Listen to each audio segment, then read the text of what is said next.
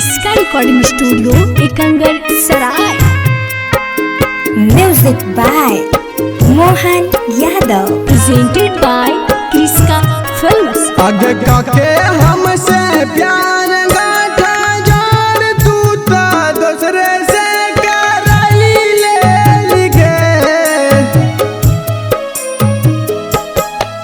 आगे काके हमसे प्यार गाथा जान तू ता दूसरे से कराई ले गे। कि आगे सोना भागिया में आगिया लगाई के मंगिया भराई ले गे। कि आगे सोना भागिया में आगिया लगाई के मंगिया भराई ले गे। कि जाना जाना कहत हाली जगरा के कैसे बिसराई दे गे। कि आगे सोना भागिया में आगिया लगाई के मंगिया भराई ले गे। कि आगे सोना भागिया में आगिया लगाई के मंगिया भराई ले गे।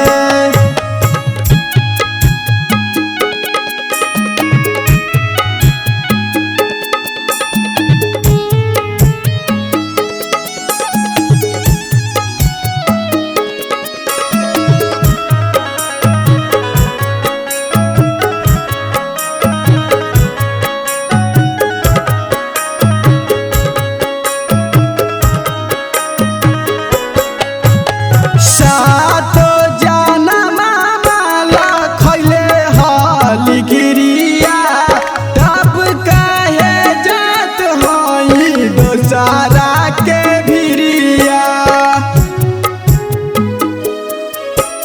सातो जनम माला खैले हाली गिरिया तब कहे जात हई दोसारा के भिरिया।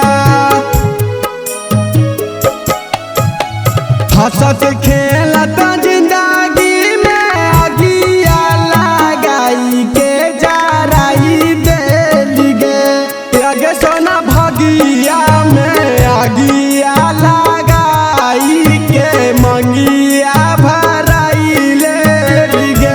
कि आगे सोना भागिया में आगिया लगाई के मंगिया भराई ले गे।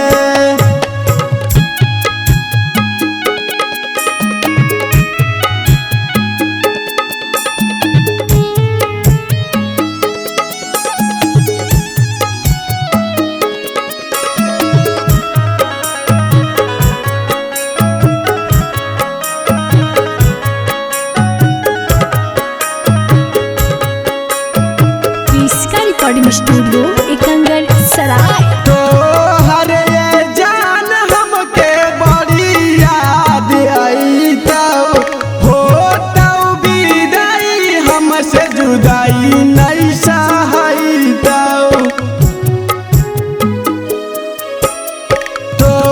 हरे जान हमके बड़ी याद आई तो हो तो विदाई हमसे जुदाई नहीं सही तो।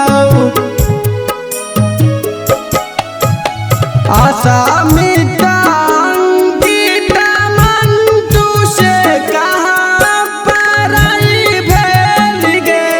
आगे सोना भागिया में आगिया लगाई के मंगिया भराई ले गे।